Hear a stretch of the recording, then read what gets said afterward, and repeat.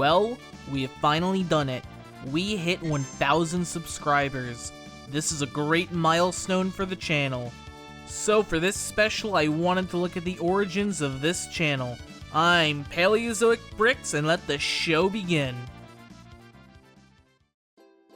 In 1982, Hayao Miyazaki created a manga called Nausicaa Valley of the Wind, which had an iconic film adaptation in 1984. In the story, there is a bird called the horseclaw that people ride on. It was inspired by the extinct species of large bird called Gastornis, which roamed the northern hemisphere during the Eocene period. The horseclaws were one of the inspirations for the Chocobo from the Final Fantasy series of games, which first debuted in the second entry, Final Fantasy II. They've appeared in every entry since. So I'm a big Final Fantasy fan. I love the Chocobos. Everything about them is perfect. But first we need to set the stage.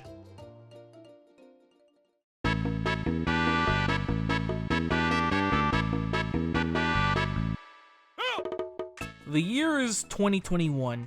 I was slowly getting out of my dark age due to a bit of a resurgence with Bionicle, which was spurred on by the 90th anniversary fan vote. Compared to most people, my dark age wasn't spurred on by some sort of insecurity of playing with Legos, but a lack of interest in what the company was producing at the time. I was still buying toys, mainly Transformers and SH Figuarts, but the void in my heart for building was filled by Gundam model kits. During high school, I thought I was completely done with the hobby, and there was a reason for that. I don't like licensed themes. I dare even say I hate them. I was also burned at the cancellation of Generation 2 Bionicle when I quit. So seeing what felt like only licensed themes didn't really help how I felt. My primary issue with licensed themes is due to the fact that I felt LEGO only ever made big Hollywood IPs like Star Wars and Harry Potter. Two franchises I am indifferent on at best. I didn't see Star Wars until my 14th birthday, and Harry Potter wasn't until 2023. They're both franchises that I feel you have to be a young kid to get so invested in them. Also, I just missed the Harry Potter boom by a couple of years. Plus, as a kid, I hated medieval aesthetics and high fantasy. I always preferred more sci-fi settings. Or at least I thought I did, till I realized it was urban fantasy I loathed so much. A few years earlier, when I started high school, I got heavily into the genre of Japanese role-playing games, or JRPG for short. This is where my now love of high fantasy comes from.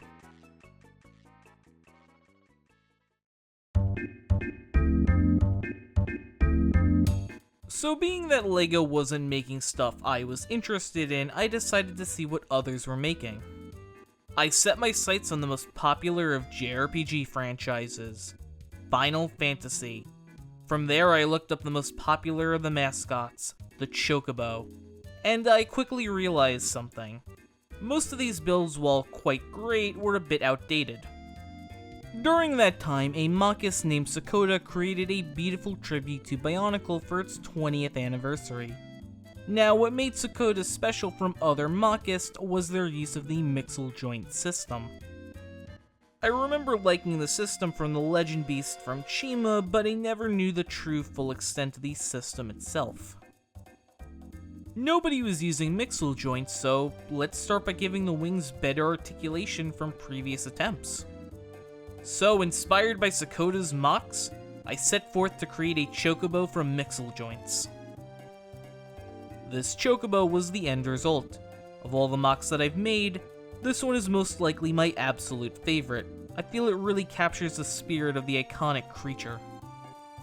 I think it's the eyes, they bring everything together. They're so cartoony it fits most of the 90s art of them. It at least brings the head together. Speaking of the head, the part used for the beak was perfect in shape. It was a no-brainer, inspired by other people's Mocs, of course. But the most important part was the fact that it needed to be rideable, which it is. A minifigure can be placed on the back of the Chocobo and ride to a faraway town. I chose not to have a saddle because it's based off of the FF7 version, which didn't have a saddle. but I have no minifigures that need to ride it, so it's a wild Chocobo. Now here are renders of the Chocobos in the black color scheme based on the SNES and PS1 palettes respectively. Now I had gotten a bit of a taste for mock making thanks to this Chocobo. My next idea was to do a saber-toothed cat based off of the Lion Legend Beast. Around this time, Nick on Planet Ripple started showing off his Mocs. So there is no secret that this Moc was inspired by their philosophy of taking other sets and converting them to fit another theme. I also wanted to use this as a saber-toothed cat legend beast from Chima, something only alluded to in lore with Sir Fangar's missing tooth and his sword. But then I realized something. What if I convert this Moc into a Dino Riders Moc? Dino Riders was a 1980s toy line that followed two factions of aliens crashing on prehistoric Earth, and continuing their war with dinosaurs. The humanoid Valorian faction, and the Rulons, which consisted of anthropomorphic aliens like crocodiles, ants, and sharks. It's as metal as it sounds. I was inspired by the Ice Age subline to take my Moc and turn it into a Dino Riders Moc.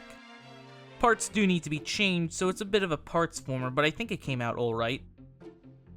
Being that this was the first of the batch, the colors are inaccurate to the original toy itself, so I've decided to make a more toy-accurate version for you all today. Then, I ended up making a mammoth, a giant sloth, and an Entelodon, or a killer warthog. This completed the Ice Age lineup. Having so much fun creating brick-built animals, I thought to myself, why don't I create more prehistoric beasts? So the Instagram page for Paleozoic Bricks was born on January 9th, 2022, a place where I could post my Mocs and connect with an audience. How good am I at uploading them to Instagram is to be seen, but for the rest of the video, I'd like to have a slideshow of my Mocs.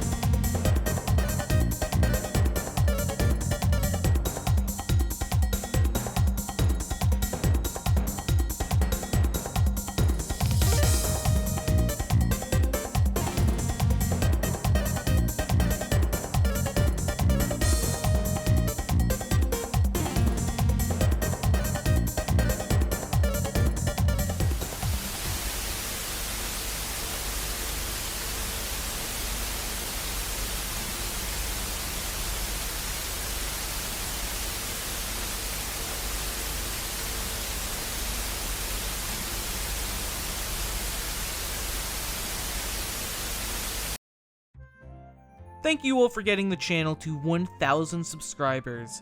This is a very big milestone for the channel. I thought showing off the history that led up to the creation of my content would be fun. Hopefully we can continue this story at 9,000 subscribers for the next special. Why 9,000, one may ask? Totally not because I want to use an old meme from over 15 years ago to live out my childhood dream. Of course not. I'm Paleozoic Bricks. Remember to like, comment, and subscribe, and have a great day.